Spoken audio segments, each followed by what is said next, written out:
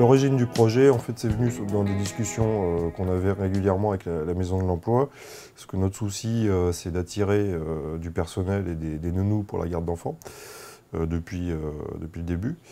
Et en expliquant, moi, quel était mon axe stratégique de vouloir justement créer une politique d'attractivité pour ces nounous et de s'intéresser un peu plus à leur parcours professionnel, ils m'ont expliqué le parcours qui existait avec les équipes de consultants qui peuvent s'occuper justement du projet professionnel des nounous.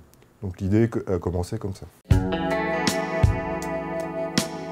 On essaye, comme tout employeur, de fidéliser nos salariés, évidemment, mais vu que c'est des très petits temps de travail, bon, on sait très bien que ce n'est pas des personnes qui vont rester 10 ans dans nos effectifs, mais l'idée, c'est de dire « venez chez nous parce que nous, on va s'intéresser à votre parcours et à votre profil ». On valorise aussi le côté humain et professionnel de la personne, et pas forcément que ce qui nous intéresse, encore une fois, en tant qu'employeur, sur faites de la garde d'enfants chez nous, et puis ça s'arrête là, et puis merci, au revoir.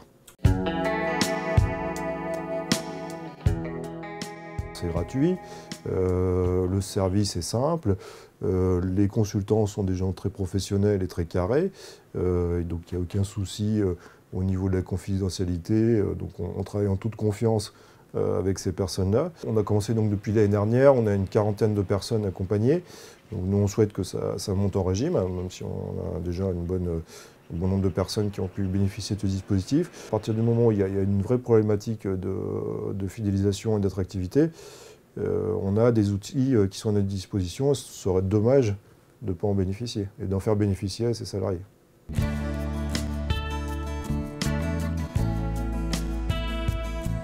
Ils m'ont proposé de faire mon bilan de compétences. Parce qu'en fait, je suis étrangère et je n'arrive pas à trouver un travail pour mon métier. Donc, ils m'ont proposé de faire ça déjà pour voir où je suis et qu'est-ce que je peux faire en France. Grâce à ce bilan, on a sorti mes compétences que j'ai réussi pendant mon travail et pendant mes études. Je vais continuer chez Kangourou Kids, travailler comme nounou. Et en même temps, peut-être je vais faire une formation professionnelle parce que je n'ai pas un diplôme français et mon diplôme russe, apparemment, il n'a pas de valeur comme en Russie. Kangourou Kids m'ont proposé ça et je sais que ça coûte vraiment très cher et moi, toute seule, je ne peux pas payer cette formation-là, ça c'est clair. Donc j'étais vraiment contente et ravie de faire cette formation.